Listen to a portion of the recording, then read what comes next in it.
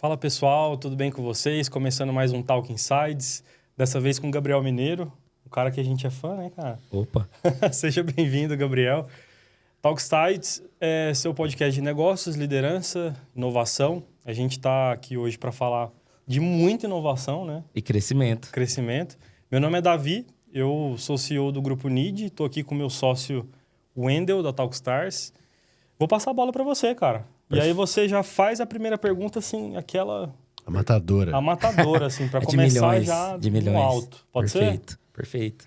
Mineiro, eu queria te agradecer pelo seu tempo, disponibilidade. Cara, conta um pouco pra gente da tua trajetória, né? Resumidamente, até o Merlin e também o GLA. E já aproveitando já a primeira pergunta, cara. Como que a gente pode rodar as hipóteses, os testes na prática? Tá bom. Bom, antes de tudo, super obrigado pelo convite. O Wendel, que já é um velho e de casa de GLA, a gente já conversa há muitos anos. Então, e Davi também, obrigado pelo convite. Eu que agradeço. Bom, primeiro que é divertido, né? Porque geralmente estou do outro lado do podcast fazendo as perguntas, verdade, né? Verdade. Então, pessoal, é um prazer estar aqui com vocês. Eu sou o Gabriel Costa, mineiro. Eu sou engenheiro de alimentos de formação. Estudei aqui em Campinas, né, na Unicamp. E aí, muito cedo, eu decidi sair dessa vida. Entrei trabalhando numa startup, que não deu muito certo, mas deu muito certo porque foi ela quem me conectou na RD, lá nos primórdios, em 2013. Então, eu fui lá da Resultados Digitais, da RD Station, muitos anos.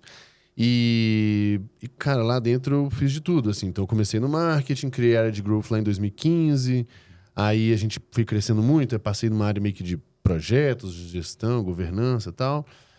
BI, então passei por uns projetos de expansão internacional, de BI, de M&A, sempre meio que envolvido com eles. Uhum. E por fim, minha última jornada na RD foi o RD Station Marketing Lite, né, que é o produtinho de entrada, o PLG ali da RD.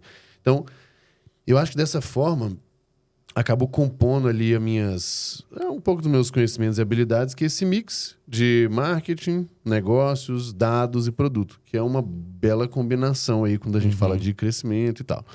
Eu saí de lá e vou para Singu, que é um aplicativo, né? Marketplace de delivery de serviço de beleza.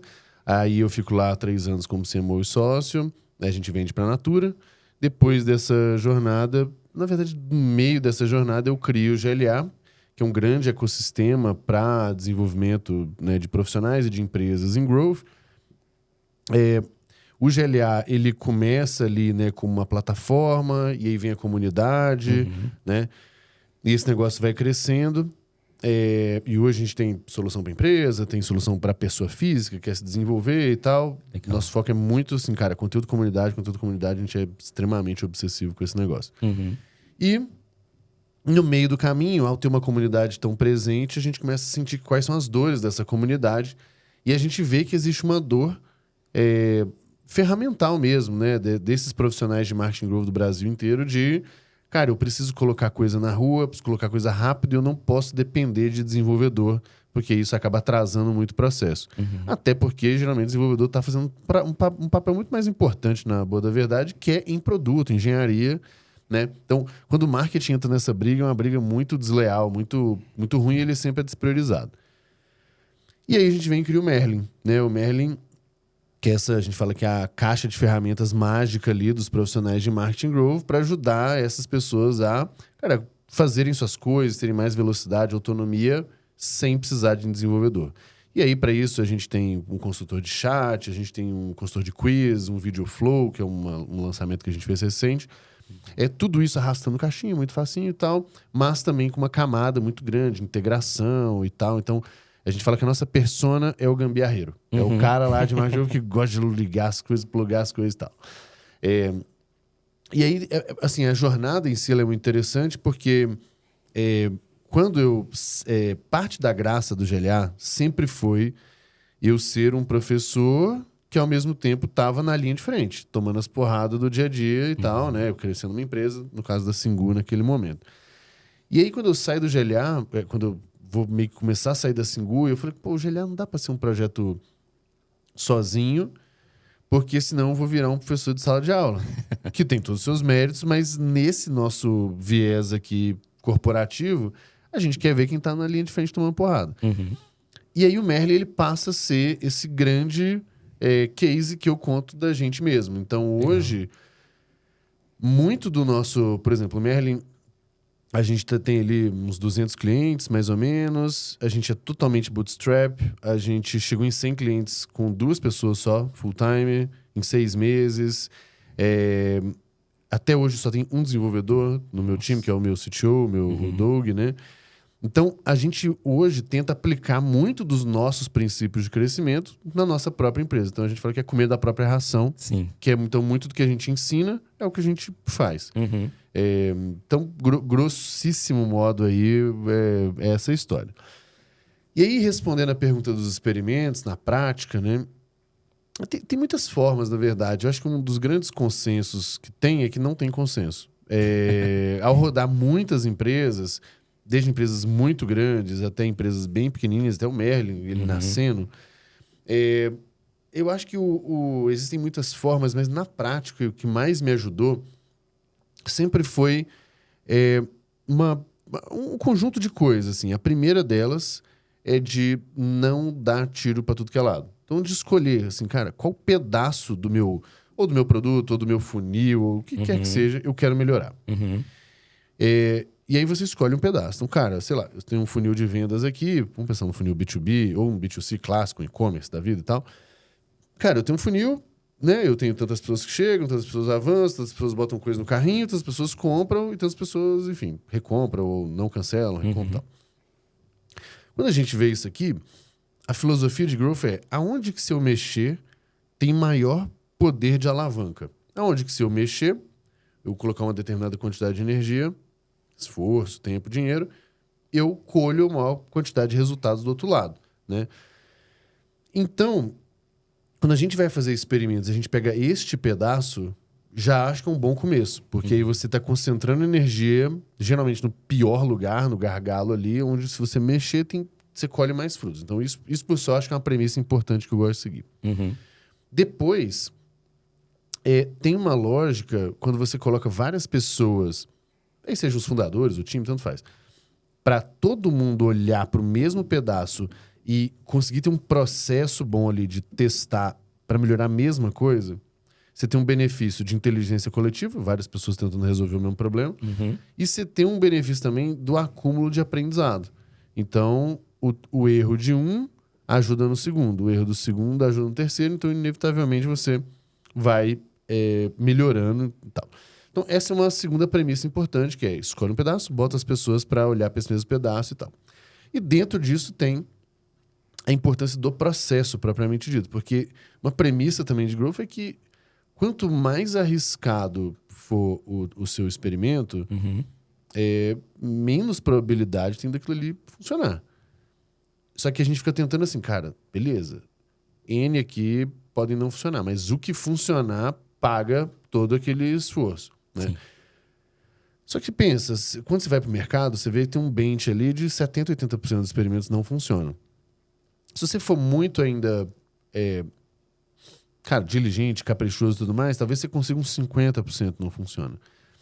Se eu rodo um experimento de vez em quando e metade não funciona, 80% não funciona, se eu não tiver um processo e um ritmo, eu vou fazer 3, 4 experimentos no ano. 5, 6, e aí 2 vão funcionar. Entendeu?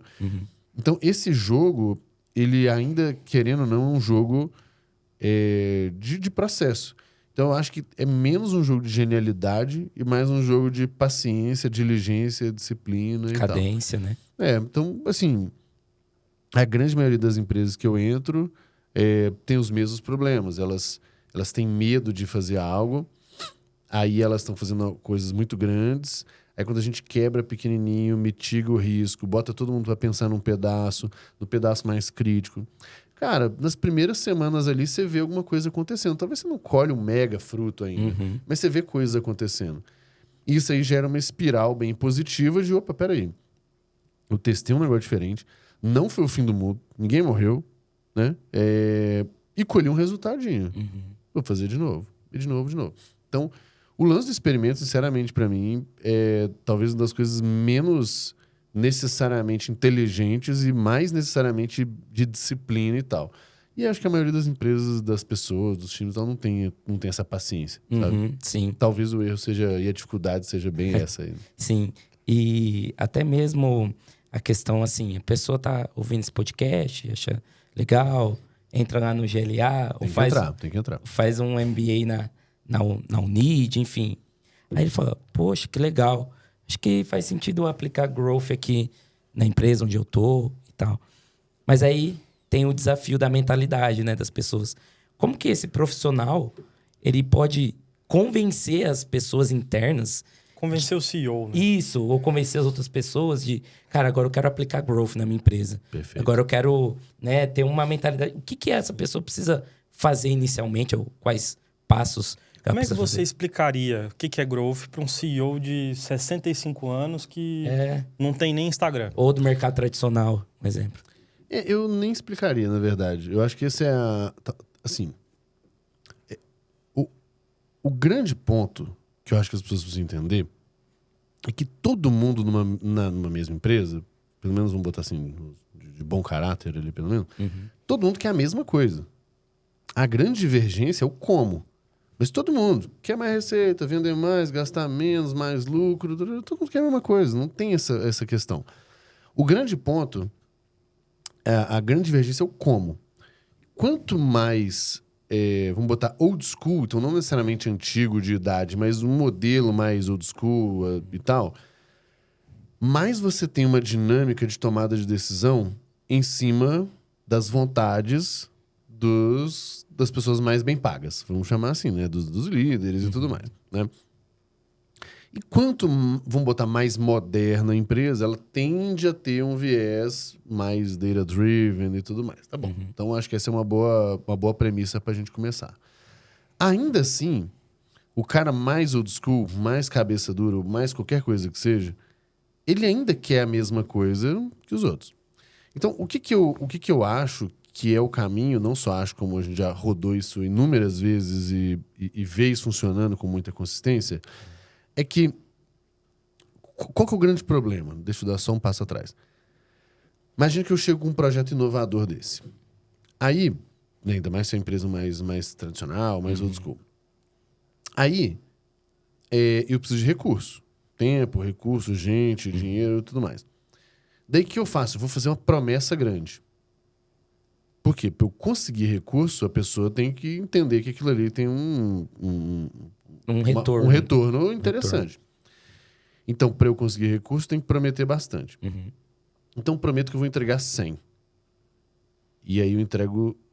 Das duas, ou ele nem acredita, do tipo assim, não acho que vale a pena investir isso aqui, ok, paciência. Ou ele até acredita e investe, só que você prometeu 100, e aí você entrega 70. Por quê? Porque a vida é assim. Você não vai acertar tudo, beleza. Você entrega 70. Então, o primeiro caso, você ficou frustrado. O segundo caso, ele ficou frustrado. E o que eu acho que é o caminho? Eu acho que o caminho é não fala nada, não promete nada, não explica nada. E aí você faz o seu dever de casa, e talvez se você tá nesse lugar, talvez você vai ter que fazer meio que numa hora extra, sei lá, em algum momento assim.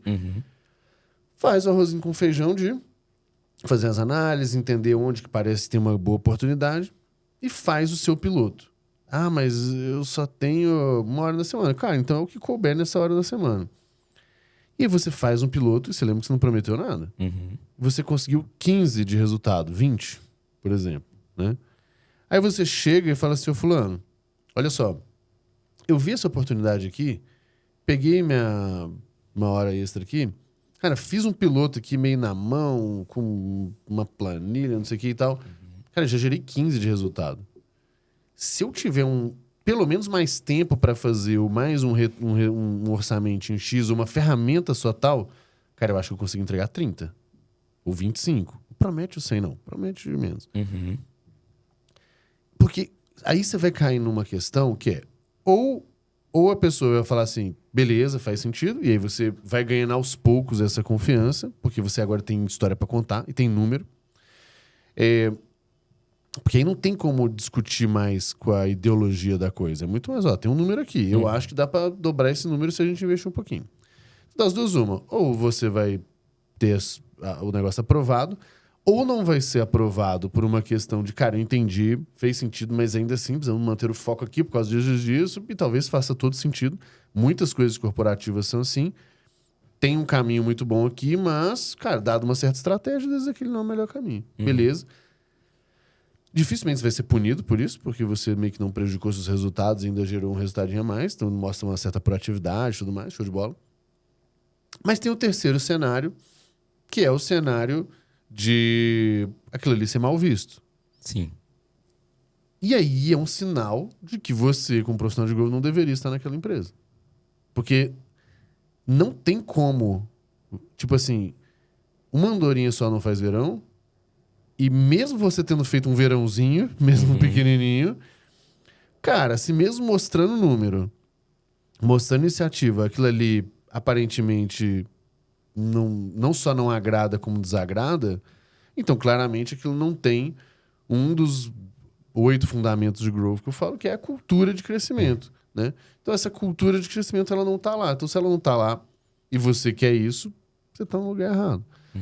E eu não tô falando que todo mundo tem que, né, já sair do emprego, meu Deus, mandou tomar... Né? Enfim, o que eu tô falando é que você vai ter uma resposta do que aquela empresa tem de cultura de inovação, crescimento, não sei o que e tal. E aí, sua expectativa está alinhada. Não adianta você remar contra a maré, porque para esse negócio funcionar mesmo, precisa de apoio, cara, de várias pessoas. Só que em vez de tentar ganhar o apoio no gogó, que é o que as pessoas tentam fazer, e promessas, e estudos e tal, cara, vai, faz alguma coisa, mostra o número. Se não quer fazer ainda assim, mesmo com o número, aí tem 2 possibilidades. Ou de fato não é estratégico, ok, faz parte do jogo. Ou até pode ser estratégico e tal, mas foi negligenciado mesmo. E aí você entende que, opa, esse então não é um ambiente que eu devo estar lá. Aí, enfim, eu dei todos os cenários possíveis aqui. Sei lá, deve ter faltado algum. Mas, grosso modo, os principais estão aí. E aí a pessoa tem que avaliar. E aí eu já peguei de todos os contextos, assim, de gente intransigente mesmo. E de coisas que, assim, cara, pô, eu até gostei do seu teste, mas realmente não conecta com longo prazo. Então, cara, não tem nexo. Né?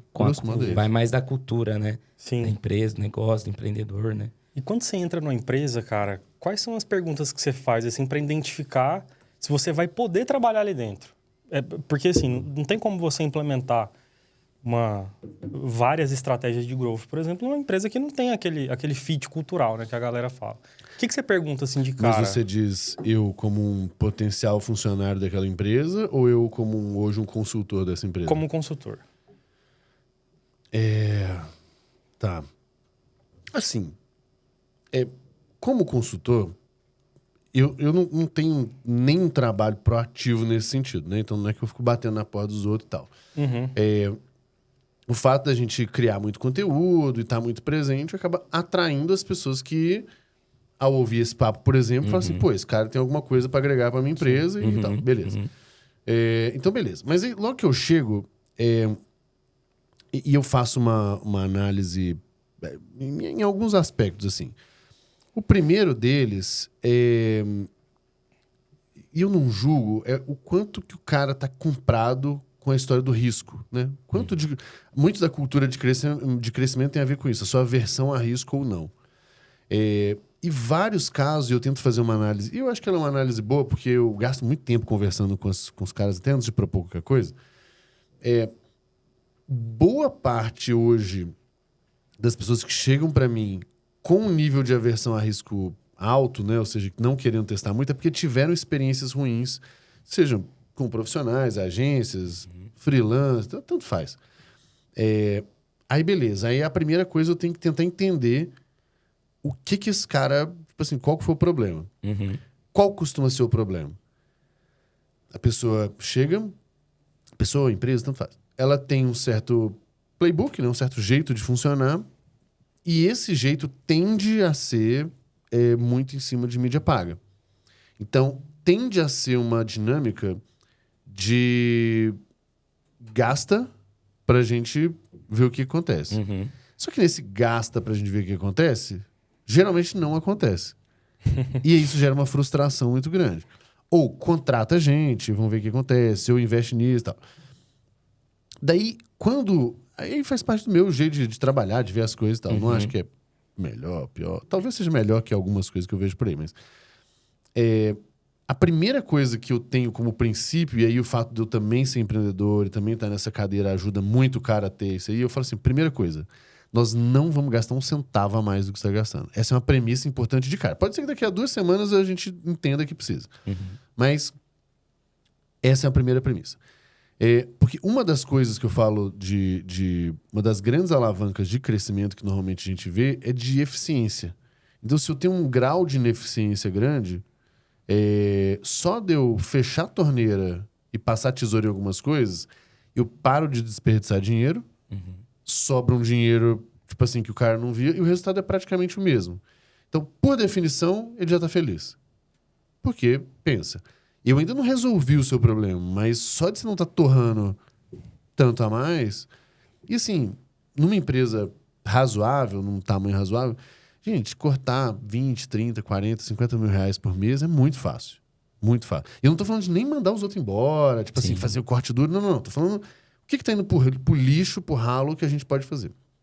Então, essa é uma premissa. Aí, outra coisa que eu gosto muito de fazer é olhar as low-hanging fruits, né? Aquelas frutas baixas no pé, né? Por quê?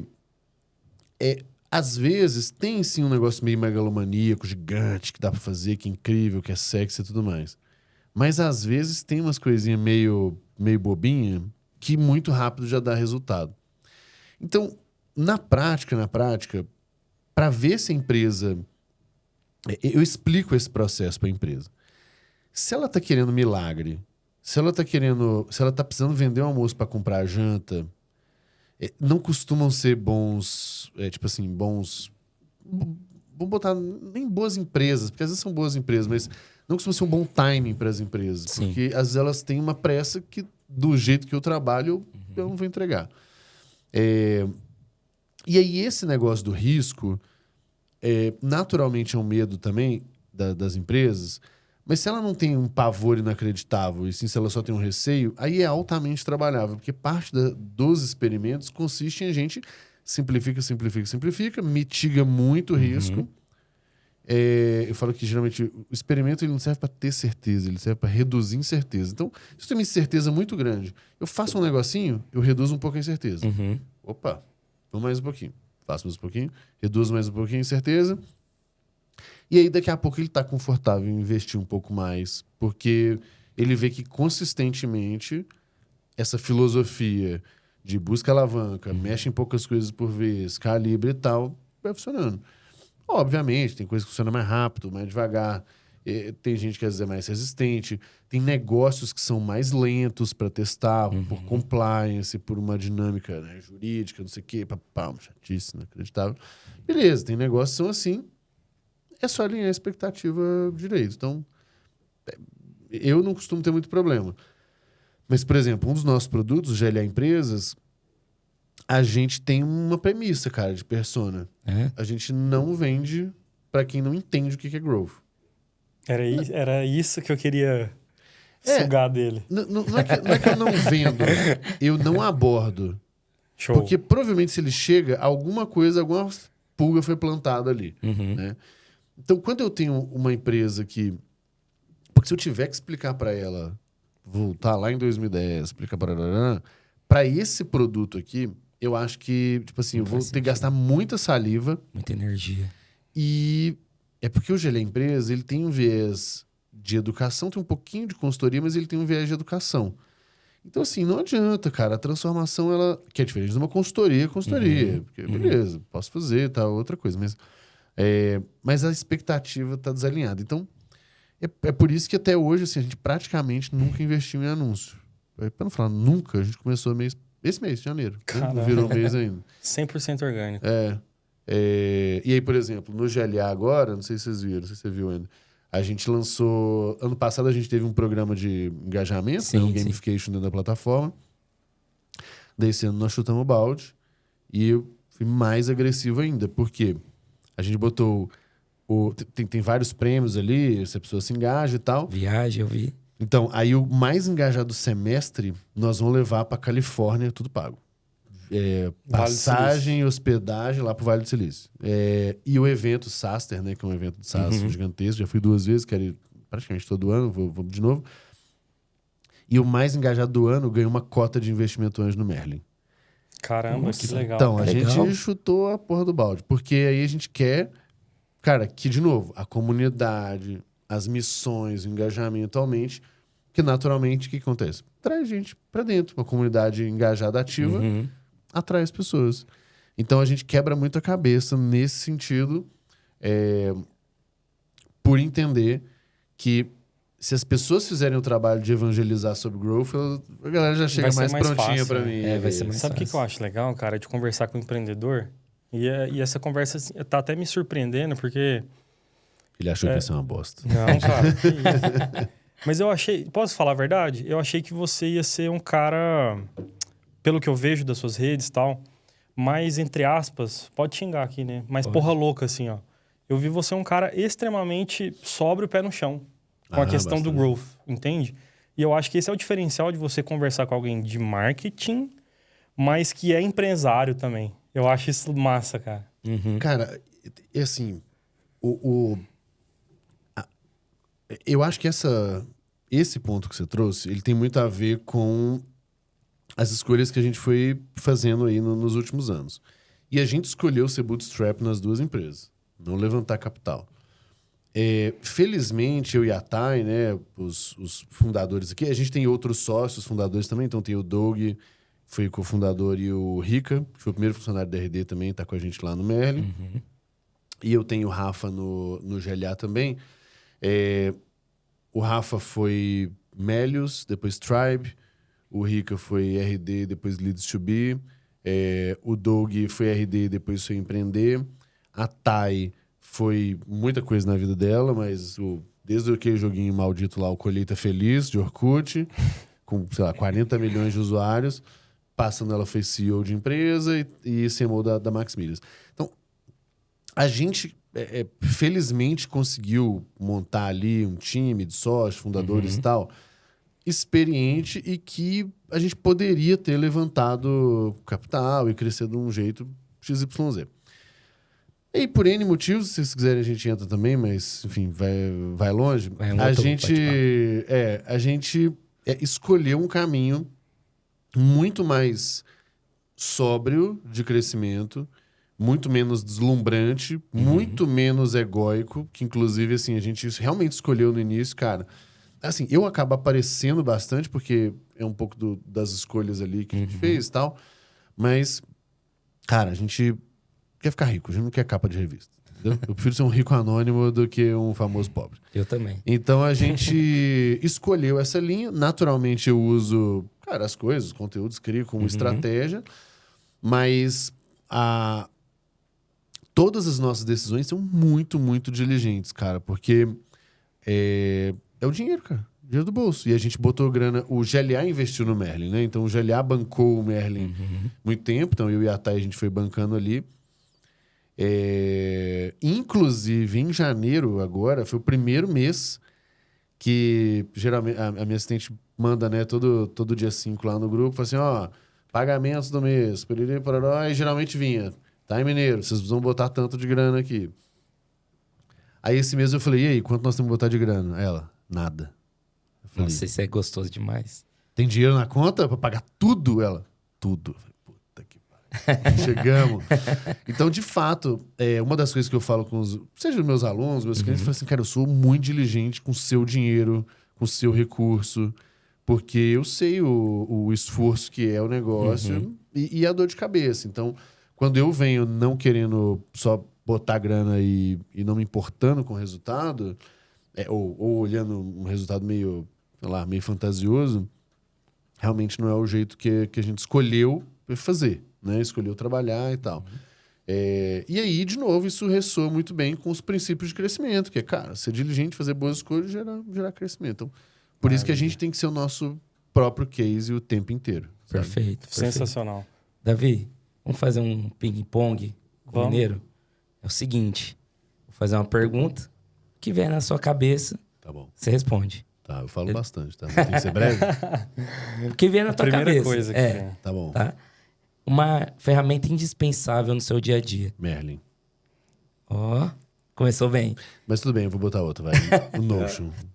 Perfeito. Olha só, segunda pessoa que Segunda fala. pessoa que fala. Manda. Um livro. É... Pode ser o que você já leu, que você tá lendo agora. Cara... Tem uma porrada de livro. Mas tem um que ele é bem famosinho até, que é o Influence, do Cialdini. Uhum. Porque ele, inclusive, eu indiquei pra uma pessoa esses dias e ela falou assim, pô, tô curtindo muito. Porque eu acho que ele é tão fundamento de se entender como as pessoas funcionam, pensam e tal.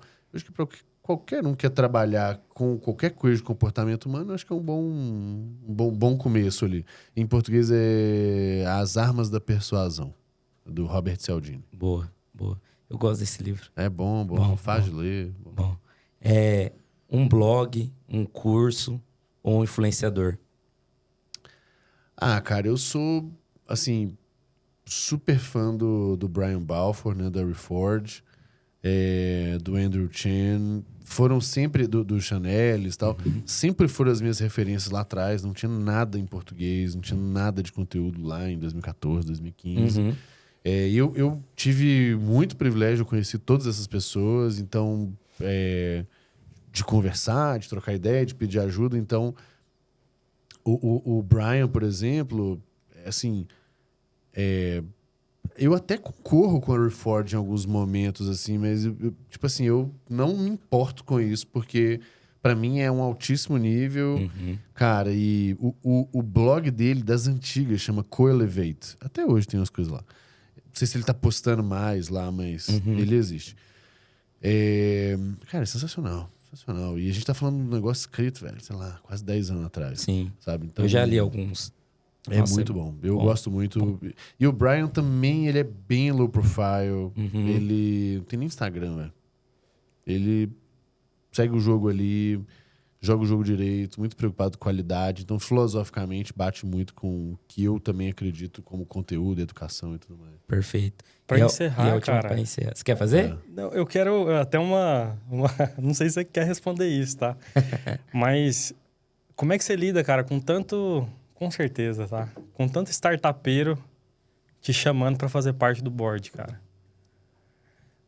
Seu LinkedIn deve ser uma loucura, né? Eu particularmente fico bem lisonjeado, na verdade. Acho que é fruto de trabalho. Sim. Na prática, é aquela típica frase meio que coach, assim, que é...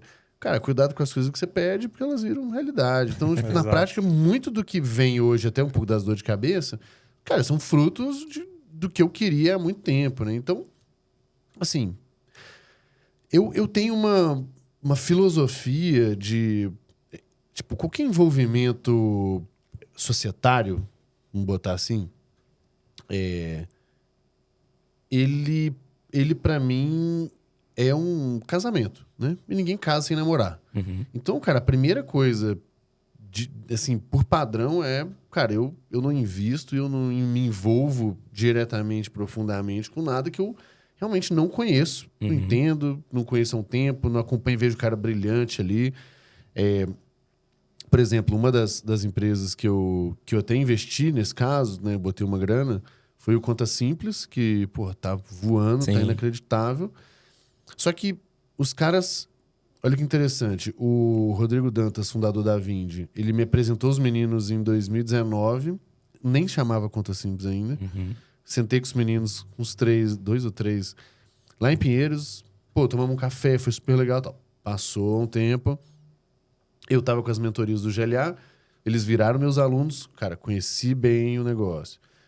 Coloquei amigos para trabalhar lá, né? Alguns alunos para trabalhar lá. Ajudei os caras, eles me ajudaram. Então, sempre foi uma relação muito próspera. E aí um dia rolou a chance de eu investir. Entre o Rodrigo me falar que dava para eu investir e eu investir, tipo, dar um ok e... Fazer o Pix. E tirar, fazer o Pix para fora, mas fazer um Pix. Cara, foi 12 horas. Foi, tipo, não teve... Porque é isso, tipo assim, você... Não tem muito essa jornada... Falando no meu caso, assim, eu conheci alguns dos investidores dele, já conheci os meninos, conheci os números, eu sabia vários dos números, e os caras sempre foram uma máquina inacreditável. Eu falei, cara, parece um bom negócio, né? Então, vários acabam tendo esse tipo de coisa. O que é diferente, eventualmente, um conselho, sei lá, trimestral, que tem cash, beleza. Aí é uma relação transacional, eu não tenho um ganho de longo prazo envolvido, tá? Então, esse é uma relação comercial. Se cabe na agenda, se paga bem e se eu entendo que eu posso contribuir, é simples como isso. Os outros aí, eu acho que namora para casar. Porque eu gosto de ser útil também para as pessoas, para as empresas. Se eu entendo que eu tô sendo inútil, eu já fico meio frustrado, sabe? Perfeito, perfeito.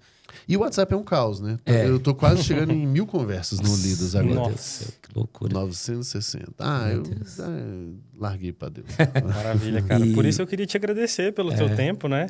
E como que a gente faz para te encontrar? Encontrar o GLA, Merlin, você? Boa. Deixa suas redes sociais. Cara, tem o meu Instagram, que eu tenho muita preguiça de atualizar, mas eu sou obrigado pelo meu time ali a sempre fazer alguma coisa, muito menos do que eu deveria, faço muito menos do que eu deveria, que é Gabriel C. Mineiro.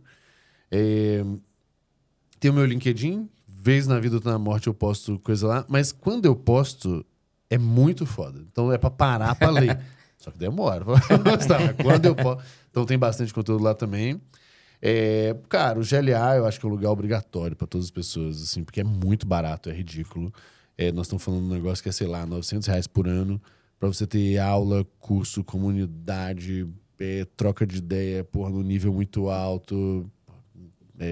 Para mim é no-brainer de verdade. Óbvio que eu entendo que várias pessoas têm suas limitações financeiras, então não precisa fazer dívida para entrar no GLA, não. Mas, para mim, é no-brainer, assim, tem que fazer parte de um lugar legal. A gente tem uma filosofia de subir a barra o tempo inteiro. Então, fevereiro ou março, agora vem mais uma ferramenta que a gente vai lançar bem interessante para networking, para fortalecer o laço entre as pessoas e tal. Isso vai ser muito bom. Cara, e o Merlin, que é essa ferramenta maravilhosa, que faz mágica, né? Ajuda os profissionais de marketing a fazer mágica, que é gomerlin.com.br. Go de vá, né? De gomerlin.com.br. É isso, acho que esses são os principais. Aí você já vai me achar, manda mensagem, se eu vou responder ou não, depende. Tem que assim, eu gosto muito, velho, de conversar com as pessoas, de ajudar as pessoas. Às vezes simplesmente não dá. Mas na prática, o que eu puder fazer para contribuir é sempre um prazer muito grande. Perfeito. Cara, te agradecer. Beleza? Tempo, disponibilidade que você tem para isso. estar nessa conversa aí, né, Davi? Show de bola. Isso. Espero vocês lá no escritório do GLA também, pra vocês Boa. conhecerem. Opa, vamos lá. Valeu, Gabriel Mineiro. Prazer te receber aqui, cara. Valeu, Até a Davi. próxima. Obrigado, Até a próxima. valeu, Obrigado, até mais. gente. Até Tchau, mais. tchau. Até mais.